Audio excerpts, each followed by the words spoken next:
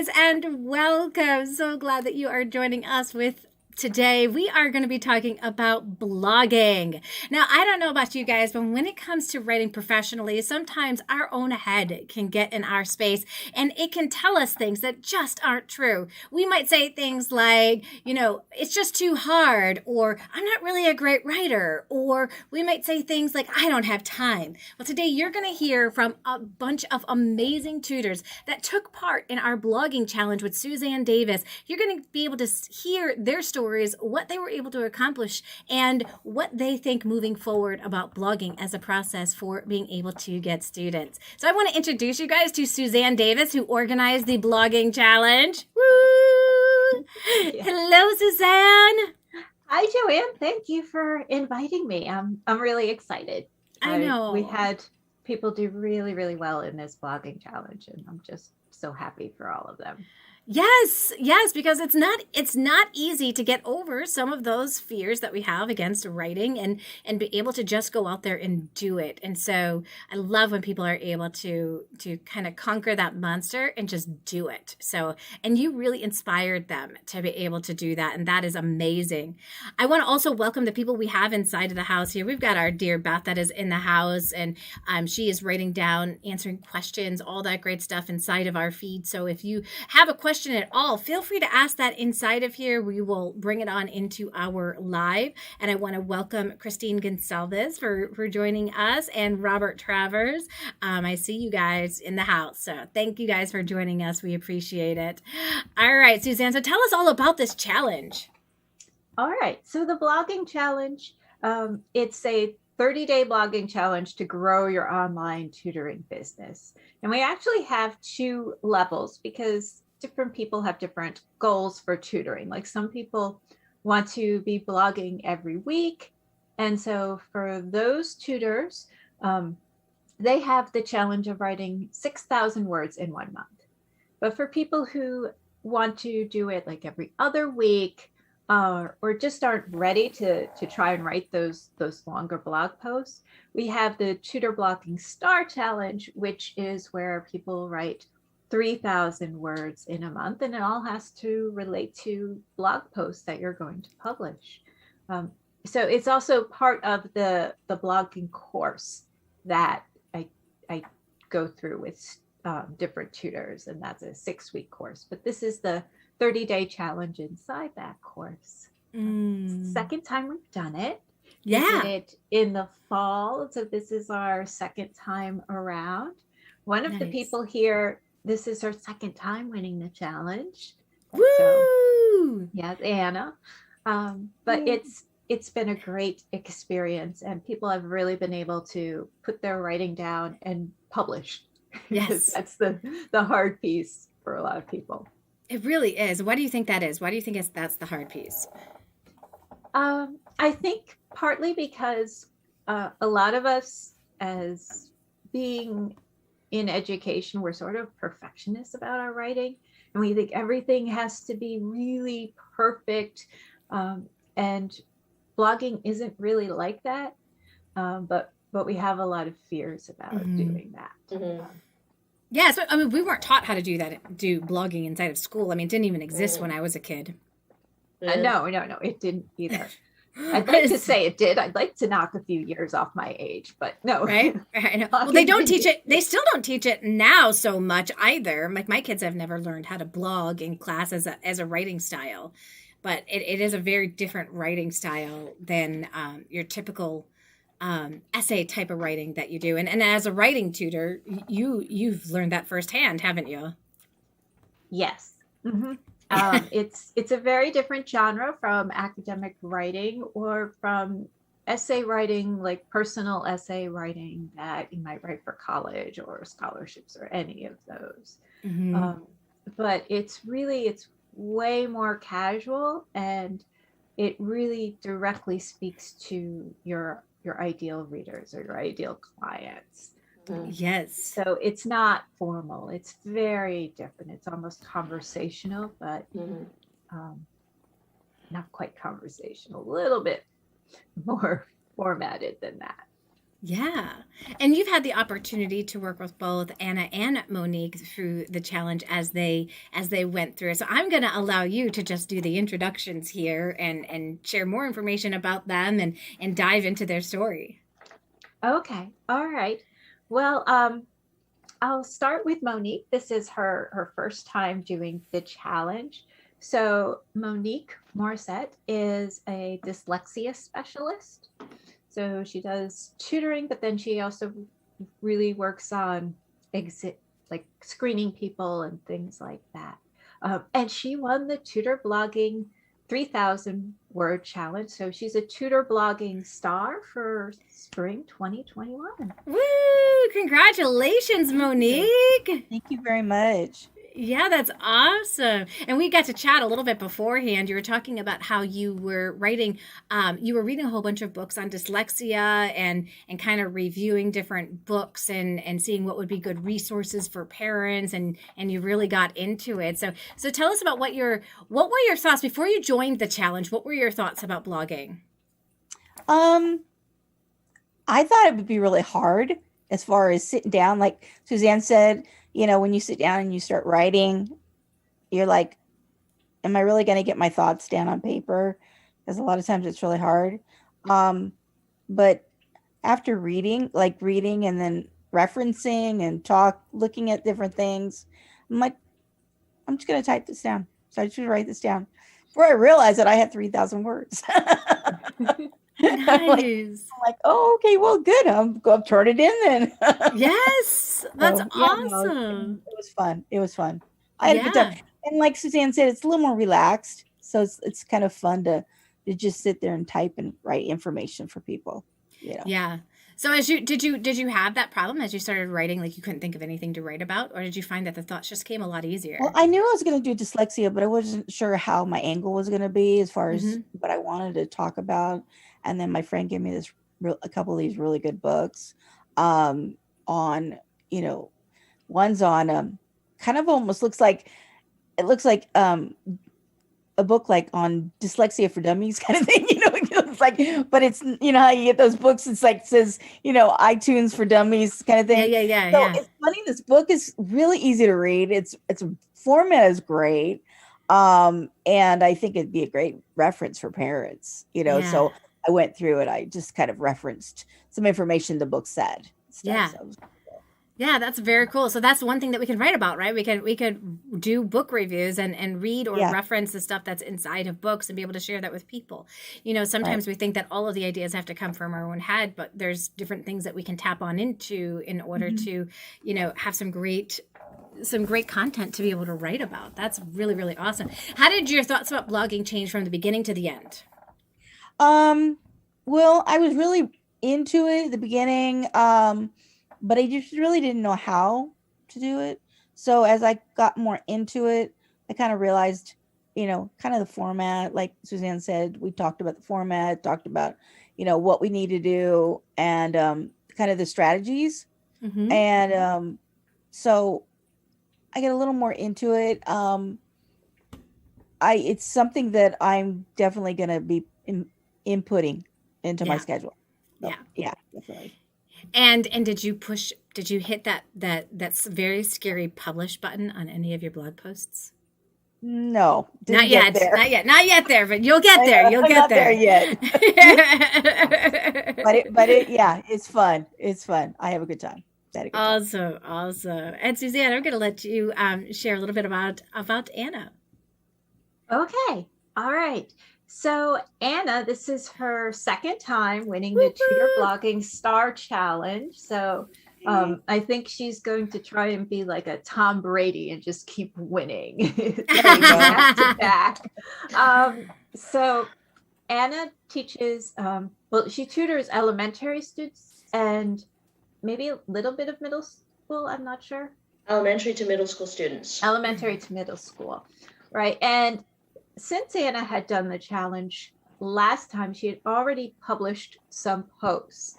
And then Yay. this time, as she was going through it, she was able to do that. Anna is really good at really expressing things in a way that reaches people's her ideal clients' Mhm. needs and really speaks to them. And she's done some great things with talking about books and blog posts. Good. Awesome. Tell us more about that, Anna. So I'm an online reading and writing tutor for elementary to middle school age kids. I can work with students with disabilities, but there could be like some people whose child doesn't have any kind of a disability who still wants their kids to get the support. So to use like terminology that excludes anybody who might need the services isn't a very good idea if you're looking to speak in a more casual way. What I personally find difficult outside of like the writing is that once you have the words, you then have to format it in a way that's more readable. Then you have to think of the search engine optimization and all like the keywords. I find that actually like writing the stuff is the easy part, and then you have to format it. And the search engine optimization is what trips me up. I find that if I can write like a book review of something in particular, then the review of that particular like thing ends up being the keyword instead of doing something vague like procrastination. You Google procrastination, there are like a million results. How am I going to rank for that? True. Right. And you absolutely can't. You have to get more specific, right? Like procrastination in kids. You have to add some more words inside of that. And procrastination in kids who struggle with reading, right? You got to get more clear on it. And that's where you start to become, to get some of the golden content that you absolutely can't. But like you said, you can't be very vague on your topic when it comes to a keyword. You have to be very specific so that you can get found for it. And sometimes not all people are, not every single blog post is going to have keywords. Like sometimes you're like, the content is way more important than the keyword at this point in time. And I know that this is a topic that's important to the people that are going to be reading it. And, or the other thing is sometimes you don't want certain people to find it. And so then, like, I purposely won't optimize something so that the wrong people don't find it. Oh, okay. I've never heard of that. Okay. Well, I have to do that a lot. But specifically because I'm helping tutors with marketing strategies. I don't want like other like people looking for marketing, but they're not a tutor finding my strategies and then like tearing me down because no, that's not the way they would do it or it would work in their industry, right? So, so that's one of the reasons why sometimes I won't target certain keywords because I'm like, no, that's going to draw the wrong audience. We're gonna not use that one. That's okay. So yeah, I mean, keywords are a part of the game, but they're not the whole game. Exactly. But Anna, I was wondering, do you have tips because since you've won this twice, tips for people going through a challenge like this, how they can stick with it and win? Well, the social support aspect of it is pretty important. I really enjoyed that write-in we did together where we sat down and wrote a little bit. So my advice would be to keep going, keep organized, and like I write a lot on my phone right here. I have an app that counts the words for me. So if I don't feel like sitting down on my computer, I don't have to. So maybe to find like an app or something like that where everything is in one place and then you can email it to yourself later makes it a fun little thing that you can do while you're on like the bus or while you're commuting. That's an excellent tip, Anna. I love that. You know what just drives, I can't even wrap my head around this. I was watching my daughter like type the other day. She's got like that swipe board. So here she is. She was seriously like swiping faster than my little brain could even like go. And I was just like, whenever I type, I need to be like at a keyboard, like typing like, look at the skill that she's got on that phone. Like that's mad crazy. So I could just imagine how useful that is for, people who are used to being on the phone like that, how very helpful that is. Yes, try it with her. Try to get her to do some of her assignments like on her phone or something. I don't know. Because to sit down in front of your computer when you're not motivated, you just stare at your screen and then you end up listening to music or whatever. It is easy to get distracted, isn't it? Yeah. And that can keep us from really reaching our goals when it comes to something like this. So awesome. So awesome. Anna, could you just explain, because I don't think everybody knows the term write-in. Could you just explain what that was like? Oh, well, a How that write-in happened? is basically like you sit down in front of your computer or whatever, and we go into a big group on Zoom. You gave us like some prompts, and we basically wrote for about an hour or so, and there was like some social support there. Yes, yeah. And you even decided to do a write-in on your own, you managed with other people. Yeah, I did, and that helped too. And now I'm organizing some co-working sessions with an online meetup group that I'm a part of. Oh my gosh, that is great.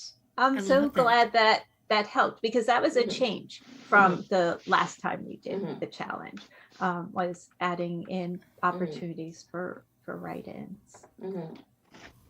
Yeah, that seems so cool. So with the write-in, is it at a specific time on Zoom that you guys were organizing the write-in? Mhm. Yeah. Yes. I would, the two that I organized, I just set up times. I posted it in Facebook. I sent out an email with the particular room. And then what we did with the write-in was I did have prompts for people if they needed them. You don't have to follow any type of writing prompt. You can show up and work on anything. And then what we would do is we'd sit down and we'd write for like 10 minutes. Mm-hmm. And at the end of 10 minutes, count up our words, because that's something that I find really rewarding, is when you can realize how much you accomplish in short amounts of time. Mm-hmm.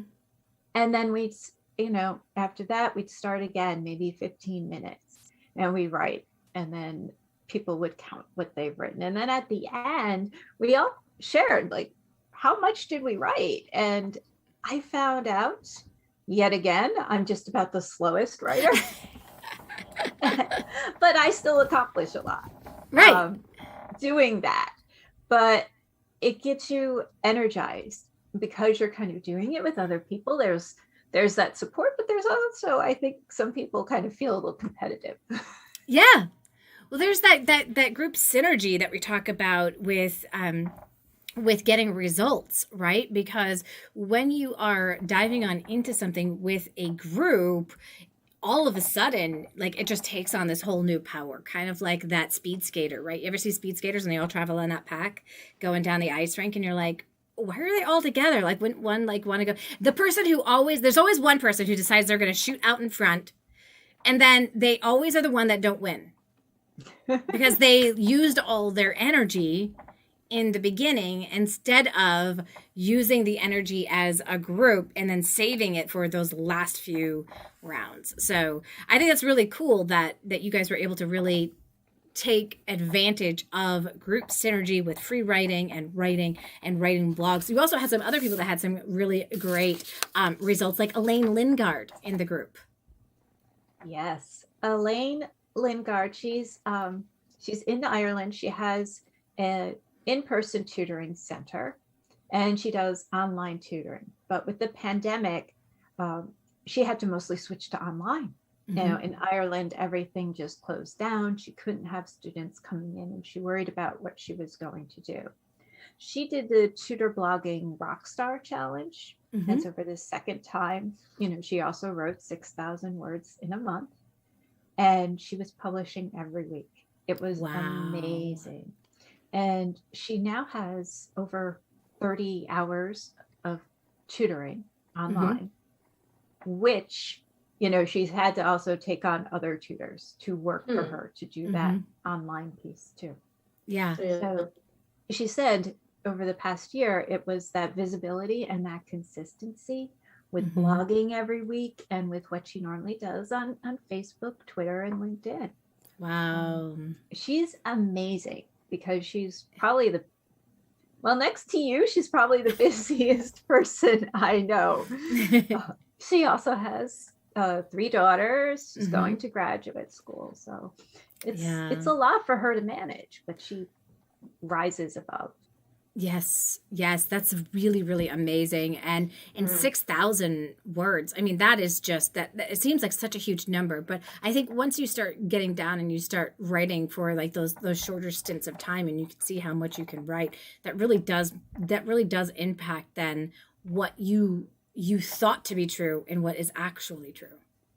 Right. That's Elaine's secret because she's so busy. She'll keep the document with the blog posts as a screen on her computer. She gets 10 minutes of time and she just opens it up and picks up from where she left off. Mhm. So she likes that challenge. She even ran a blogging challenge with her own business network in Ireland, and she helped them with that. So she's kind of spread the blogging love in that blogging challenge aspect. So I just unfortunately she couldn't make it today, but she's really done a lot with blogging. She's become very passionate about it. Oh, that's very how it cool. helped her. Yeah, Anna. So tell me, Suzanne, how long have you known Elaine exactly? I think over 3 years. Yeah. She's in my accountability group. So for anyone watching, a lot of us have accountability partners or a group where we just check in with each other every week to see how we're doing and help support each other. So Elaine is one of my partners. So I've known her that way, but she took the blogging course the first time it came around. Was in what year? Last year, right? 2019, I think. Okay. Yeah. Yeah, it was 2019. Yep. And Elaine has been in this community for a really long time. I remember when Elaine was getting started, she wasn't sure if she wanted to do like online courses, and then she ended up finding me on YouTube, and she was like, wait, there are people who are doing online tutoring? That's what I actually want to be doing. And then she ended up joining our community. So that was a few years ago, 3-4 years ago, that she ended up joining the community, and has just been killing it ever since. Yes, she really has. But yeah, Elaine is a real believer in blogging and blogging challenges. She's also told me she's very competitive. So she likes to check in on that tracker and see if she's ahead of everybody else.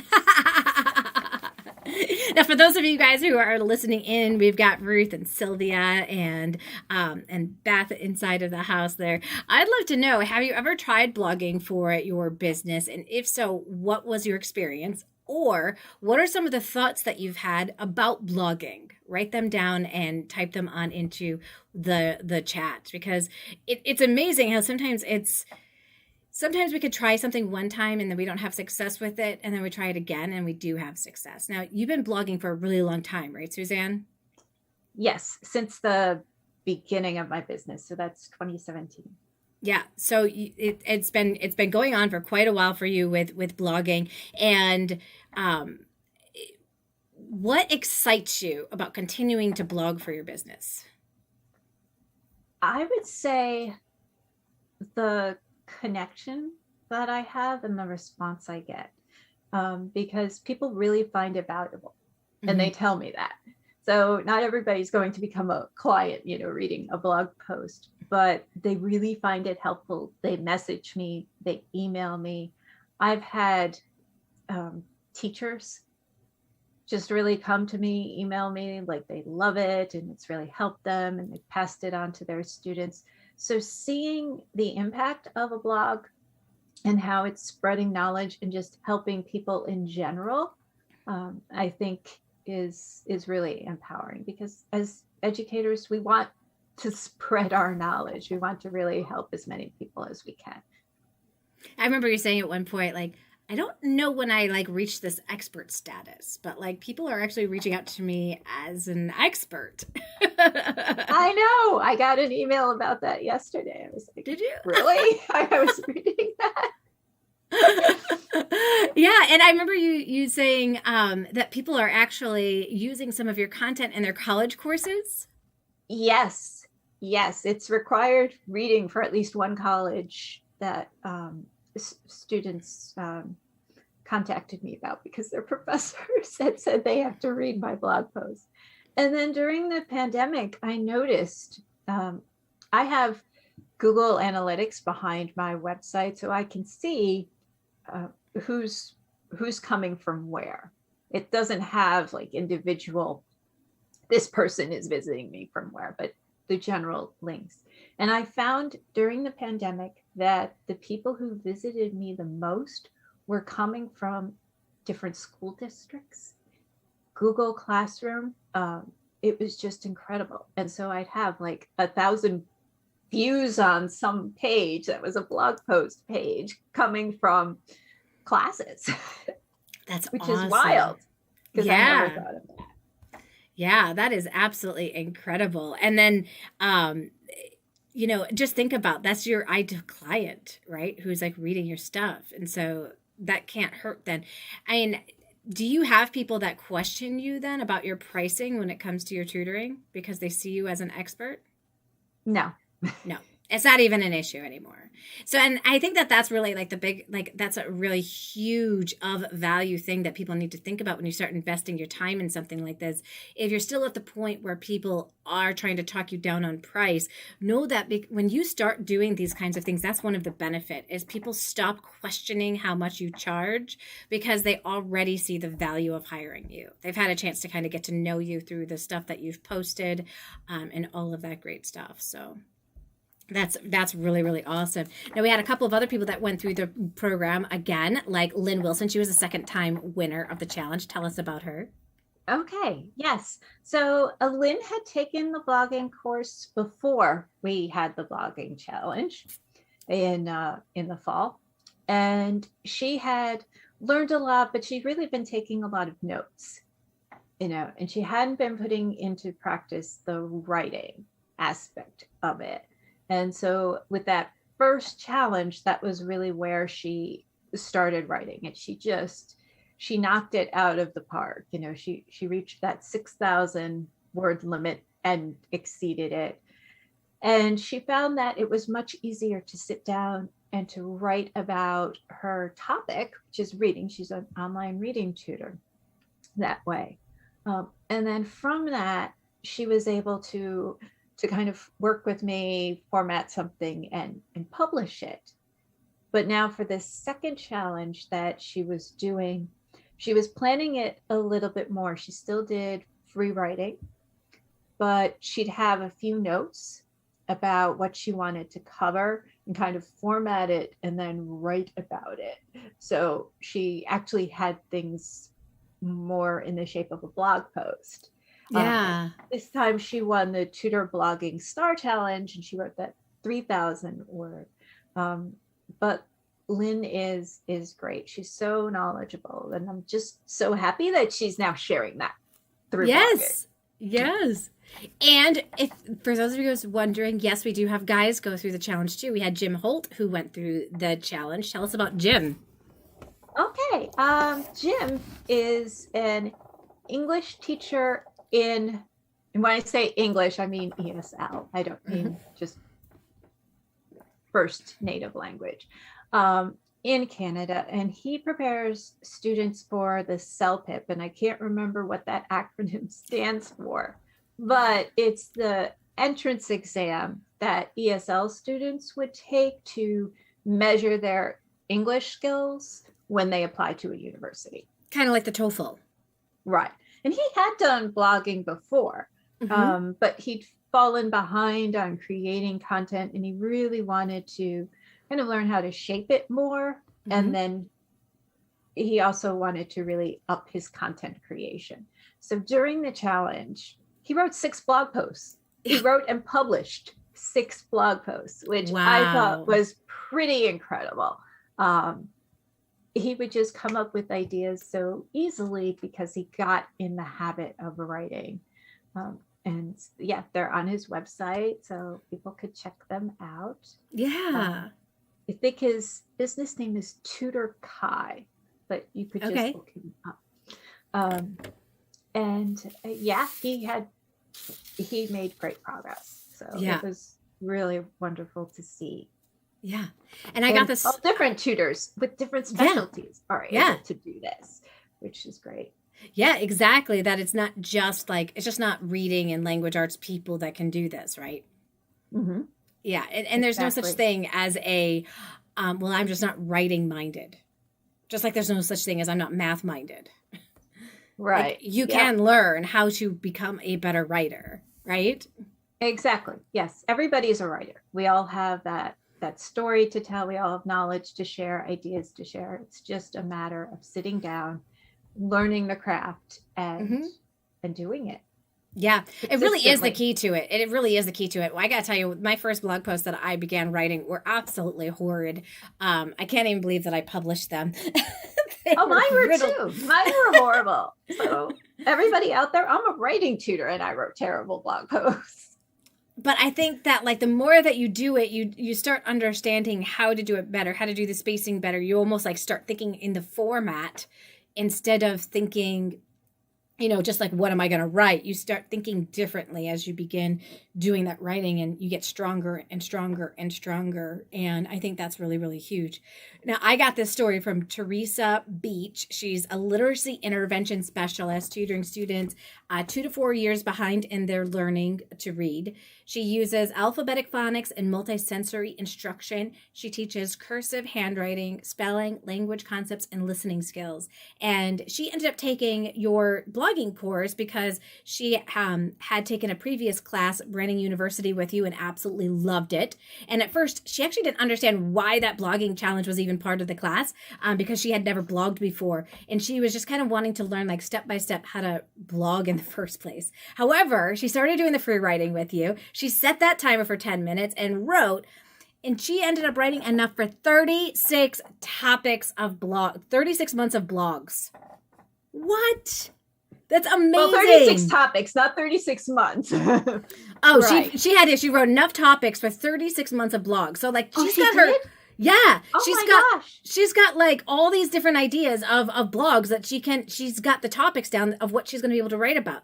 And she said, I may have kept writing far beyond the 10 minutes a lot of times because she was having so much fun when she did it. She said she made a monthly schedule for what she was going to post 4 times a month on which days of the week.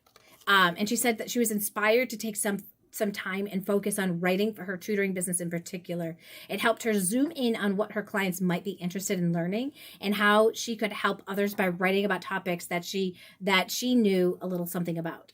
And she realized that her inner speech therapist self was surfacing in her writing as well. So that's kind of good to know. Like sometimes we do have like that particular speech that starts coming on out. We're like, ooh, gotta break that one down. Gotta break that one down. the kind of like bridge. Yes. I've really learned to master the it's kind of like. Yes, that's a great one. So because I see you do that in your videos too. Yes. When you take a term and you introduce it and then you say it's kind of like and compare it.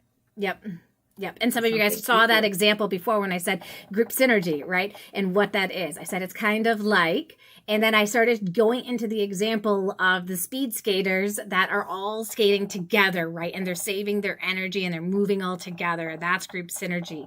And I think it's really important for us as educators. One of the things that will turn people off from us is the teacher speech. Because they don't get it. They don't understand what we're saying. Like, hi, you lost me.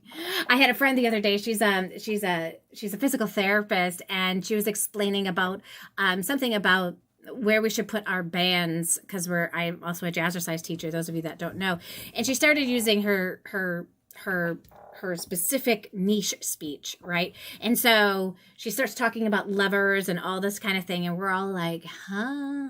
What? And I was thinking in my head, oh, this is a great time for it's kind of like. Yes. And that really helps people. But she said the peer blog review that she did revealed that she was giving away the whole enchilada in one blog and that she needed to break it down into smaller pieces so that it could be absorbed more easily by the reader. And then she learned how to use those smaller pieces in different ways. And she was just so blown away by the content that you had in the course.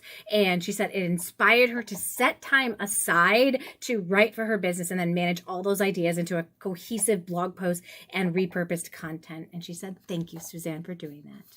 Oh, I'm so glad because she couldn't make a lot of the live calls, but she still kept up. She was watching the recordings and she was participating in that challenge all the time. You know, Monique had a unique experience though with the challenge. Like, I was wondering if you could talk about it a little, Monique. You started off and you were able to do it, but then you kind of dropped off.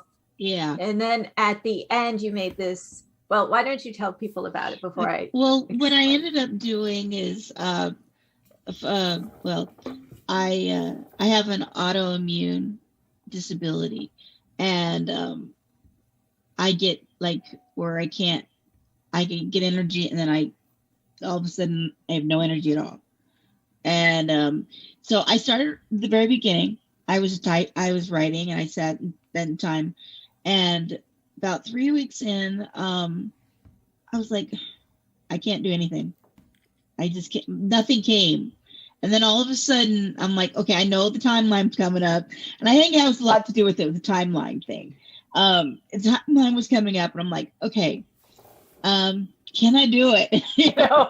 And so I actually, once I got into it, I actually sat down for like a couple days almost and just typed.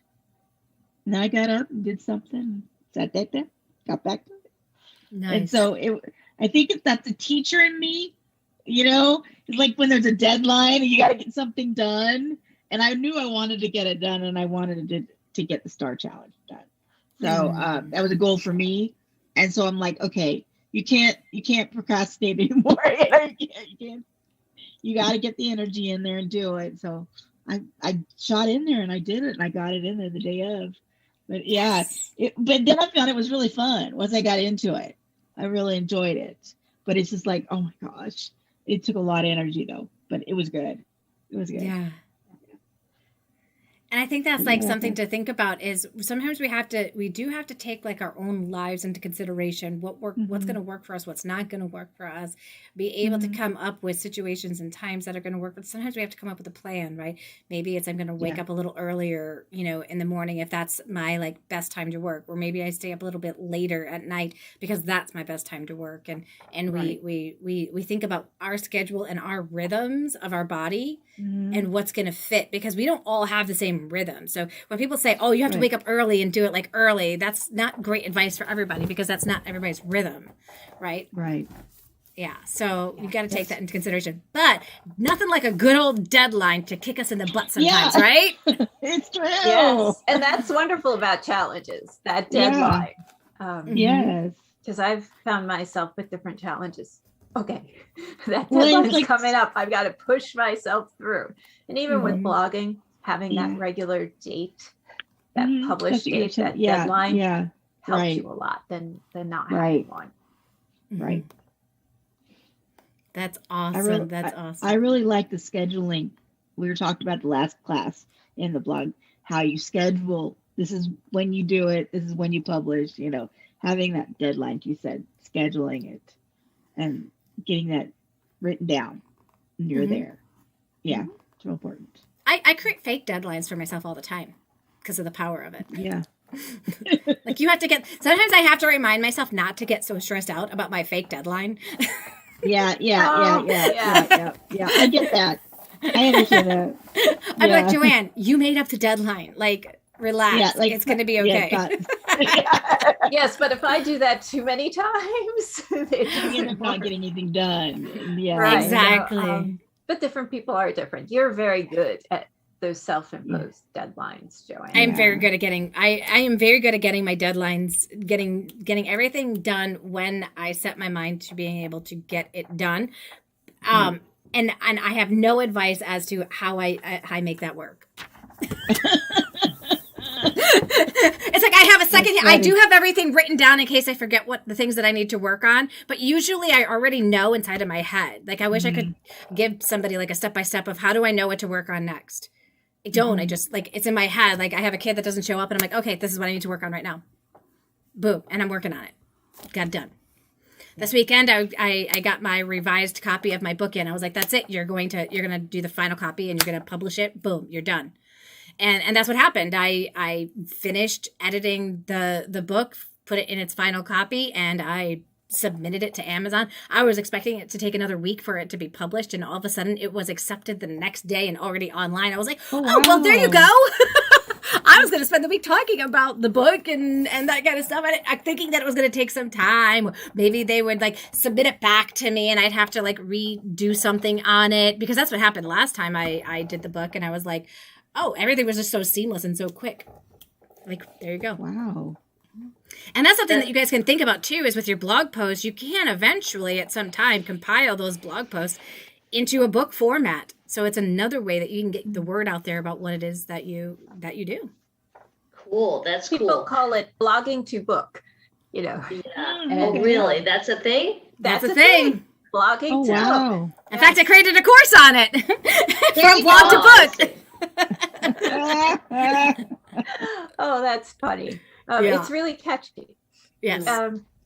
But Lisa Meacham isn't here right now, but she also did really well with the challenge.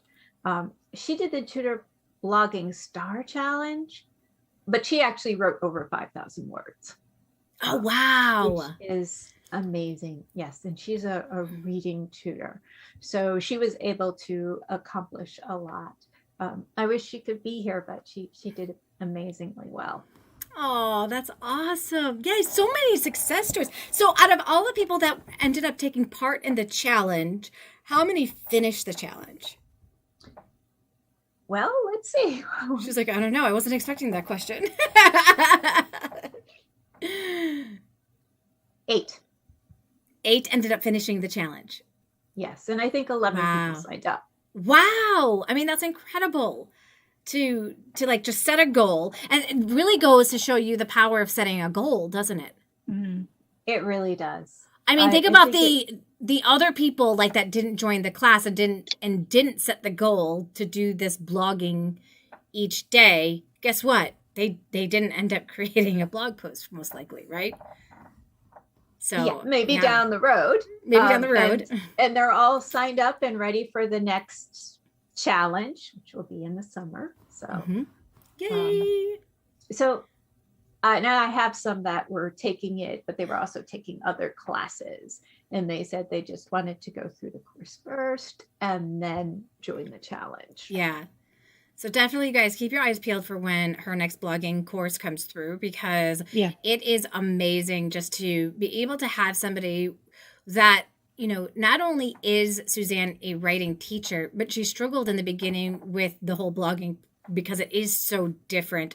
She learned what are those things that I need to do that are differently, learned how to teach them, and now helps other tutors be able to get over that fear, over that hump, and be able to get great results and finally hit that very scary publish button on your blog post so that more people can get to learn about you. And I love this. Like, everybody's got a story to tell inside. Everybody has the ability to be able to help the people that they serve, and your voice needs to be heard. The more that you get your voice on out there, the more that people know that they can hire you. Okay. So, you know, this is like good publicity, right? People are going to want to search you. And if they can find information from your blog about you, if they can find information on YouTube about you, they can find information on LinkedIn about you, that all goes into their, oh, okay, like their trust factor starts to grow because, you know, you're not afraid of putting yourself out there. You might be afraid of putting yourself out there, but you do it anyways, right? Yeah. What advice do you guys have for people who are thinking about joining the blog class, but they're not sure yet if this is going to be a right fit for them? I enjoyed it because you learn a lot about how to do various different things. Like, you learn about how to use Pinterest, which was the first variation of the blogging class. You learn about SEO. You learn about how to write properly for the web. Like, it's a blogging course, but a lot of the same principles can also be applied to writing for the web in general, where a lot of like the content, you see like these walls of text that aren't very readable. Mm-hmm. I Plus, agree. You don't necessarily need to apply the principles to your business if you don't want to or you don't feel comfortable. Like I started a beauty blog about like the various beauty products I have to make me stop buying stuff. And this is another side thing I've got going because I've learned how to blog. So you can apply the information in various different ways. Mm-hmm.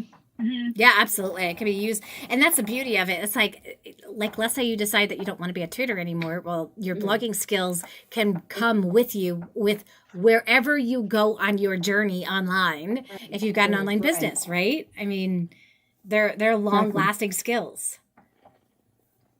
I love it. I love it. Any other thoughts about what would you say to somebody who is thinking about joining the class? I think it's a really good way to it's a relaxing way of writing. That's how I looked at it. Yeah. It's just a way to just get information down on paper. And for some people that, like, if you think you're not a very good writer, it's short, sweet. You don't have to have long blogs. It could be a short blog. It could be like, it doesn't have, there's no set. Whereas when you write a paper, you have to have everything's formatted, So you can use Canvas in there, put pictures in there. There's so many ways you can make it fun and enjoyable to write. It makes it more enjoyable. Yeah, absolutely. Yeah. So if you are on the fence, definitely next time we open the doors, you guys, you got to check it out. It's definitely worth it. I definitely agree. I've gotten to know Suzanne over the years, and she's one of my favorite people. So I'm so glad that she continues to support tutors in this way to be able to really help them be that expert that they already are, but be seen as that expert for real without feeling like you have to prove yourself to anybody, right? This is just, hey, like, here are the things that can help you, right? And then all of a sudden people are like listening to it and they're like, oh my gosh, the lady's a genius. Like, oh, yes, that's amazing. I've had people print out, and please do not print out on paper my blog posts, but I have had clients like print them out, and say, oh, I learned this here and I learned this here, and I was like, wow, really? Why you do printed it out and you saved it? Yeah. Why do you not want people to print it out? Oh, shall we? Yeah, I was gonna say, shall we, Suzanne? So Suzanne and I are on a new kick. We are going to help tutors be more green, because a lot of people think that because you're an online tutor that you're just naturally green, and they don't realize that Nope, you're not actually green just because you're online. Just because you're driving less in your car doesn't make you make you a green tutor. So we actually are going to be sharing more information about that next week about how can you be a green tutor, and really exciting stuff. So keep that in the back of your mind, you guys. Heads up. Yeah, how can you be a green tutor too? So if you want that deadline and you want to feel that camaraderie and support in becoming a green tutor, then Some people though don't necessarily know how to like save stuff as PDFs to their computer, and mark them up, which is possibly why they print them out. Right. But we can include things in like a freebie or something. Some people they have that learning style, but when you're on a wide scale of your business, you have to think, if you have thousands of people coming to your website and they're downloading things and printing them out. Oh, I see. You can have, just people printing out these 1,000 sheets of paper. And at least in the United States, about 53% of paper isn't actually recycled. We think it is, but it isn't. So, yeah.